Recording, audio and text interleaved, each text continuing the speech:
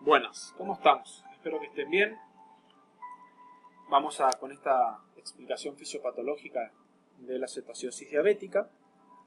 La cetoacidosis diabética tradicionalmente se consideraba que se producía típicamente como debut de una diabetes mellitus tipo 1, pero la verdad que en la actualidad la mayoría de los casos de diabetes mellitus tipo 1 se diagnostican antes de llegar a desarrollar esta cetoacidosis diabética.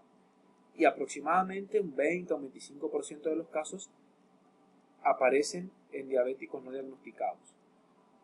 Otro concepto tradicional era que solamente se producía en diabetes mellitus tipo 1, pero en realidad que también se puede ver con mucho menos frecuencia, pero también se ve en diabetes mellitus tipo 2 que no están bien controlados, que no tienen un tratamiento adecuado, o bien que no siguen las recomendaciones higiénico-dietéticas que deberían seguir de manera estricta. No se olviden que el tratamiento higiénico-dietético es el pilar en el manejo de una entidad como la diabetes mellitus. Lo que ustedes pueden ver en la imagen son las características clínicas clásicas, la pueden encontrar la imagen de todos modos en la web, pero no es el objetivo explicar clínica y tratamiento y manejo, sino más bien hacerles un recuerdo sobre la fisiopatología de la enfermedad para poder tratar de explicar por qué se producen todos estos fenómenos clínicos que ustedes pueden ver en la imagen. Y es por eso que pasamos a la siguiente presentación. De manera central van a ver ustedes que hay la insulina y las hormonas contrarreguladoras como el glucagón, la adrenalina y el cortisol, donde también podría estar la hormona del crecimiento, pero como no tiene una acción directa y tan estimulante en este caso, no, por eso no la coloqué. Pero lo que sucede inicialmente es una disminución total o parcial de la secreción de insulina, o porque la célula beta pancreática no la elimina, o porque es una célula beta pancreática que ya está disfuncionante, por ahí, por ejemplo, en etapas avanzadas de una diabetes mellitus tipo 2 mal controlada. Y a raíz o a consecuencia de esta no secreción o secreción parcial de insulina por las células beta, es el principal liberador para la liberación de glucagón y las hormonas contrarreguladoras como la adrenalina también y el cortisol. Esta disminución de insulina y aumento de las hormonas contrarreguladoras van generando las distintas alteraciones en los distintos tejidos. Me parece más importante de manera inicial hablar de lo que sucede en el hígado y cómo se altera la homeostasis de la glucosa en esta exacerbación aguda, que es una entidad bastante frecuente. Cuando disminuye la insulina y aumentan las hormonas contrarreguladoras, necesito que nos vayamos y nos ubiquemos acá. Vamos a recorrer en conjunto esta reacción porque es la reacción más importante que termina decidiendo si el hígado o el hepatocito específicamente produce gluconeogénesis, es decir, formación de glucosa a partir de sustratos no glucosídicos, o bien utiliza la glucosa para obtener energía, es decir, se va hacia la glucólisis. Cuando el glucagón aumenta, como existe en esta situación, lo que genera es el aumento de la pKa porque toma contacto con un receptor de proteína G asociado. Esta pKa desfosforila a esta PFK2, la fosfofructoquinasa 2, la cual no actúa sobre la fructosa 6-fosfato y entonces aumenta la fructosa 6-fosfato. El aumento de la fructosa 6-fosfato es el principal sustrato que a partir de su aumento genera una inhibición de la fosfofructoquinasa 1 y una activación de la gluconeogénesis y por lo tanto se activa por eso la fructosa 2,6-bifosfatasa que genera fructosa 6-fosfato, después se isomeriza a glucosa 6-fosfato, se mete en la membrana interna del retículo endoplásmico liso y la glucosa 6-fosfatasa libera el fosfato del carbono 6 y la glucosa puede salir del hepatocito y aumentar en ese caso la glucemia.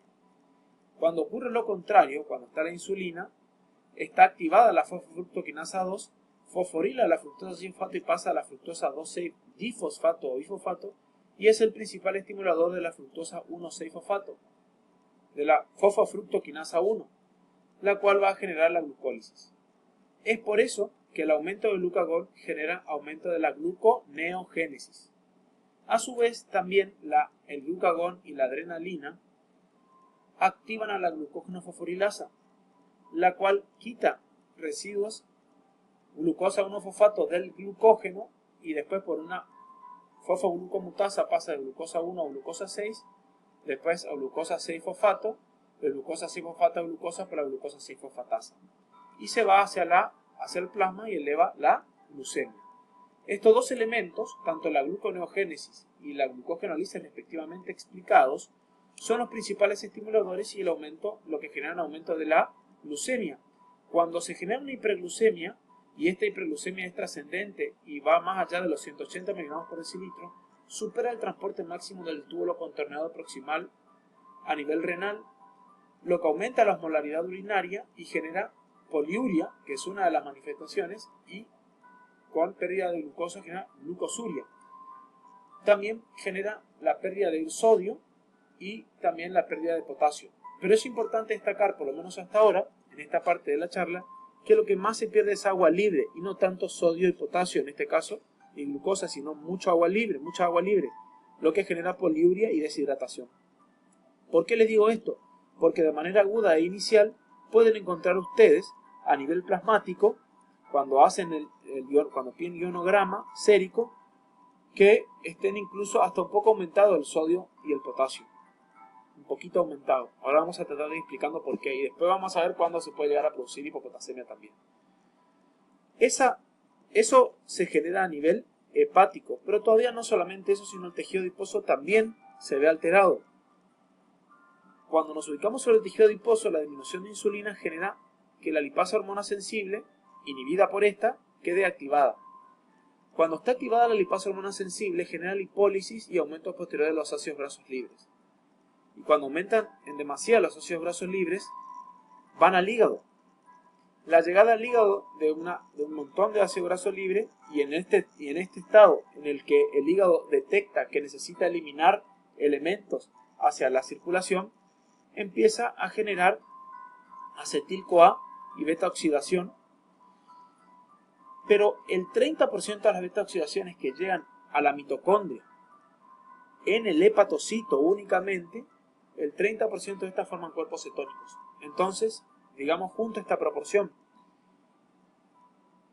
de manera directamente proporcional, cuando aumentan los ácidos grasos libres y el flujo de estos al hígado, aumenta el número de cuerpos cetónicos liberados. ¿Y saben lo que hace el hígado? El hígado libera los cuerpos cetónicos para los demás tejidos porque entiende que está en una situación en donde la glucosa no puede utilizarse. Y él se guarda incluso un poco de glucosa para su metabolismo. Es un poco egoísta en este sentido el hígado. Se queda con un poco de glucosa y de glucógeno y libera más cuerpos cetónicos, lo que genera un flujo aumentado de cuerpos cetónicos a nivel de los tejidos, los cuales pueden ocuparlo como energía, pero no lo hacen de manera tan eficiente. E incluso son tantos los cuerpos cetónicos que no pueden ser del todo utilizados. Y no solamente van a los tejidos, sino que también quedan en circulación. Y como son cetoácidos, generan acidosis metabólica. Cuando disminuye mucho el pH y el bicarbonato quiere tamponar a estos cetoácidos. Y al combinarse con esto genera dióxido de carbono y agua y aumento del dióxido de carbono. ¿No? Estos cetoácidos aumentados en el plasma, porque los tejidos no pueden utilizarlo de manera eficiente, por lo cual quedan muchos cetoácidos circulando, también, como muestra esta flecha, llegan al riñón y se liberan a partir de la orina, generando también cetonuria, que es una de las manifestaciones clásicas también de la cetoacidosis diabética.